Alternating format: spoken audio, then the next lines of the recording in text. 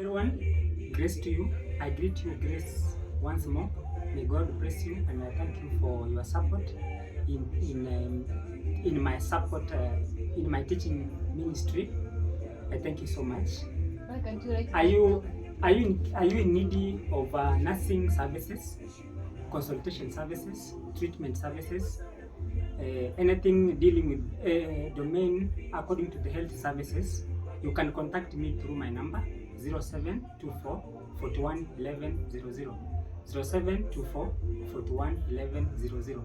And in case you feel like you can support my ministry, you can support me through the same number. You can support me through the same number. So let us go back to business. Let us go back to business. So today I want to talk about something about our friends, how the number of friends you have start reducing in the midst of your challenges. When you are in the midst of the challenges, the number of friends, they start reducing. They start reducing one by one, two by two, continually. Then they become few. But when when you have everything, you possess everything, you have a good health, you are not sick, you are able to find out that the number of friends who are around you, there are many. For instance, we know the story of Job. Job was a man of God, he was a rich man, and he was famous. He had a lot of friends.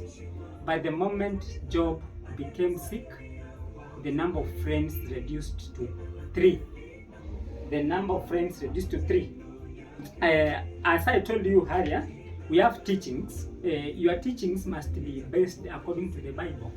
The teachings you receive must be based from the Bible, because teachings can be true or can be false. And in case the teachings are false, your mind will be corrupted.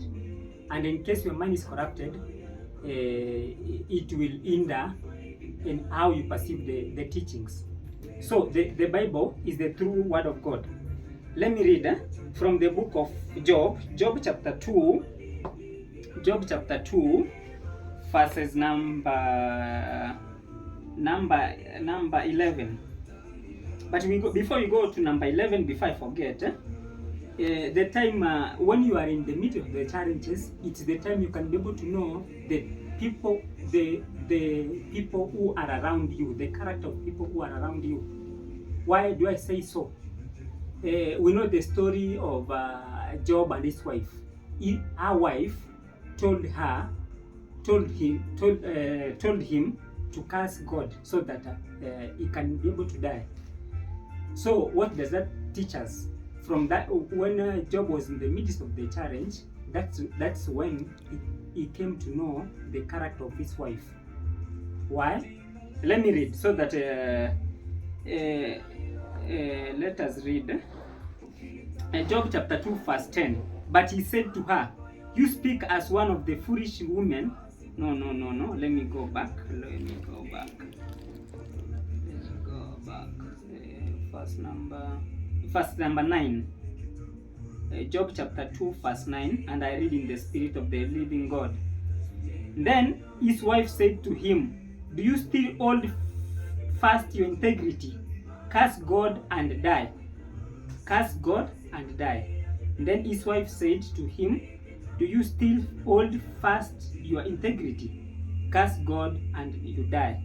So from this story, you can be able to see Job, the wife of Job, the character of the wife of Job tries to tell us that our wife did not fear God, and also did not care about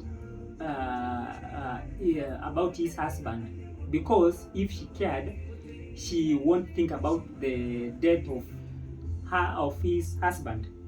But because Job was God-fearing, but he said to her, "You speak as one of the foolish women would speak. Shall we receive good from God? And shall we not receive evil? In all this, Job did not sin with his lips." Job did not sin with his lips. So Job did not follow the instruction of a wife. What does that tell us? The person around you, your wife, your husband, pass through a challenge, you will be able to know the character of that person. Let me go, the story which I was talking about, how the number of friends reduce. They start, instead of them adding up, they start subtracting up. Job chapter 2 verse 11 to 13. Now when Job's 3 friends heard of all this evil that had come upon him, they came each from his own place. Eliphaz the Temanite, Bildad the Shuhite, and Zophar the Nahathite. They made an appointment together to come and to show him sympathy and comfort him. And imagine, they spent 7 days with Job. They were mourning with Job. They were crying with Job. They stayed there quietly. They were not talking anything. They sympathized with Job. But remember, Job had a lot of friends. He was rich. He had a lot of friends when everything was good. But now, 3. That's how it happens. Last time I told you the parameters of calculating the number of friends, whereby one of the parameters I said, I tried to say that a good friends are those who mourn with you, celebrate with you in times of trouble, in times of mourning, and that's what's happening here in the Bible. And when they saw him, that's chapter verse 12, from a distance, they did not recognize him, and they raised their voices and wept. Imagine, they wept. And they tore their locks and sprinkled dust on their head towards heaven. And they sat with him on ground 7 days and 7 nights. I'm not sure if in this the current world we are living, when you are passing through challenges, you can have true friends. I'm not sure, but just pass, you will see. Do you have a friend who can stay with you 7 days, 7 nights when you are passing through a challenge? Few. Absolutely no. And they sat with him on the ground 7 days and 7 nights, and no one spoke a word to him, for they saw that his suffering was very, very great.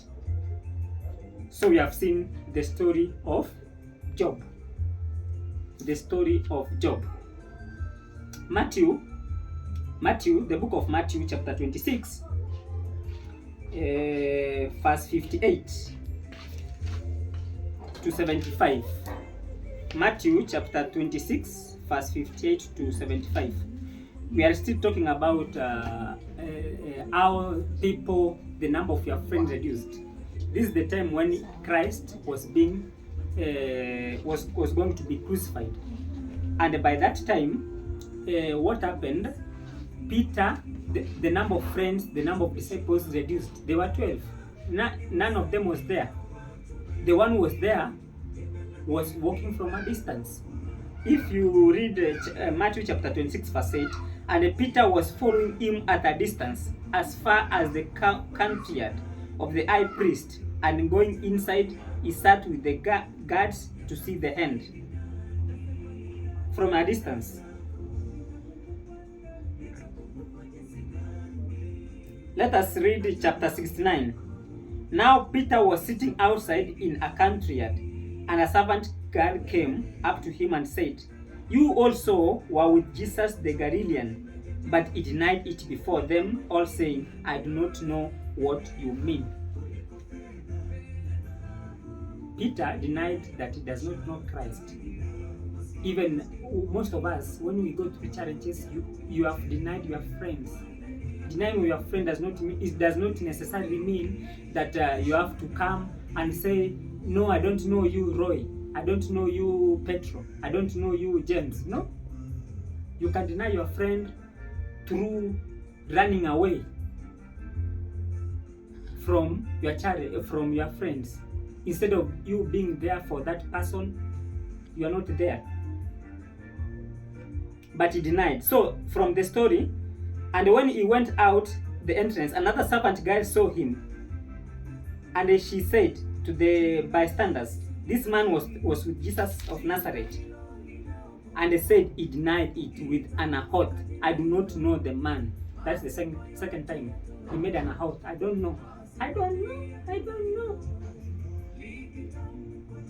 After a little while, the bystanders came up and said to Peter, certainly you too are one of them, for you accept betrays you, your assent betrays you.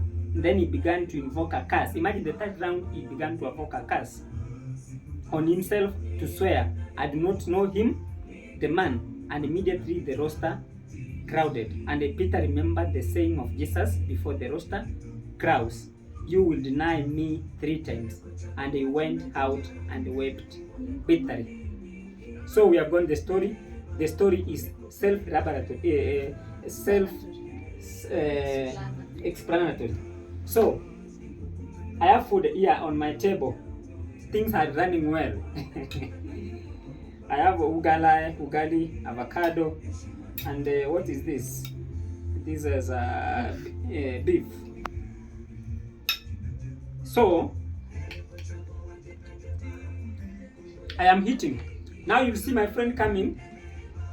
When things are good on the table, my friend will come. Let us see.